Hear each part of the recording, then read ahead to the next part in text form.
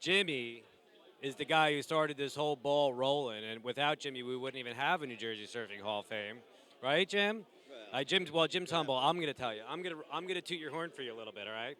So this was Jim. This was all Jim's idea. Jim got the ball rolling, and Jim's been the sort of driving force for the last 4 years. So when you were starting this 4 years ago, looking forward and now seeing where we're at in 2019, how do you think we've done? Well, it's like being a parent. You know, it's a child has got to have its life of its own, and certainly the New Jersey Surfing Hall of Fame has taken on a life of its own. And look what's happening. It's a beautiful thing. Did you are you?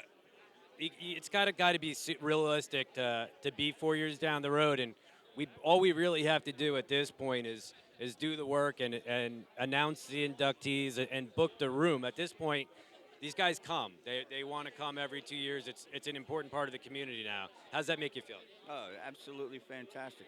It's one of the things that surfing has always been about. The beach blanket bingo and the whole. Did you ever play beach blanket bingo? No, just saw the movie. Did you ever play? Did you ever play beach blanket bimbo? When I was very young, they were still doing shindigs on the beach. Well, so like a shindig is like where they were like doing like the Watusi and stuff. Exactly. The twist, everything. Did that feel like? Did that feel like a legitimate portrayal of the community to you guys? Yeah, I was so young. I was 10 or 11, and but and it disappeared very quickly. All that Gidget stuff. So when it disappeared in like what the late '60s, early '70s. Late 60s, early. So 70s. for like 20 years, we were sort of out of the mainstream at least, right? Maybe 30. Yeah, we've gone completely out of the mainstream. So by the time it reemerged in the like late '80s, '90s, where there was a legitimate world tour again, a lot of you guys were like 30 years without a real mainstream representation, a legitimate world tour. So for a lot of these guys, I'm thinking this is a really good verification of their career because these guys didn't have a tour to go to, right? Weren't a lot of options, and if you did go pro, you weren't making any money. Yeah, I mean, the whole pro thing was, go big or go home, and for a lot of people, it was go home. Yeah, like go get a job so you could like eat. Yeah, and luckily, so many young people of the '80s who were smart, they got jobs in the industry, and they've been able to keep, part of the big ohana, whatever you want to call it, through their real job, which is not being paid to surf, but being paid to do other things like. I don't think they get paid that much either. No, they don't. I know. I had that job for a while. It didn't pay that well.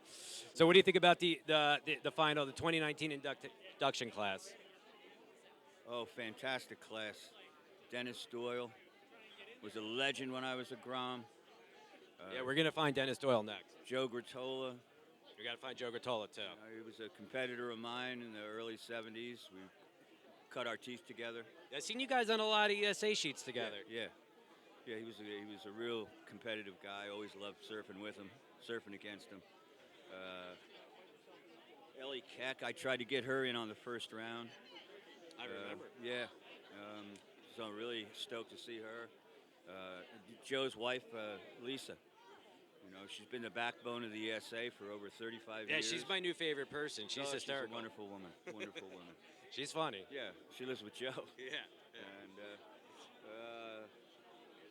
And Matt Keenan and Danny Margliano, they're two of my really personal. I really brought those guys up under my wing. All right, bud. Thank you so much, man. Sure. Have fun, all right? I will.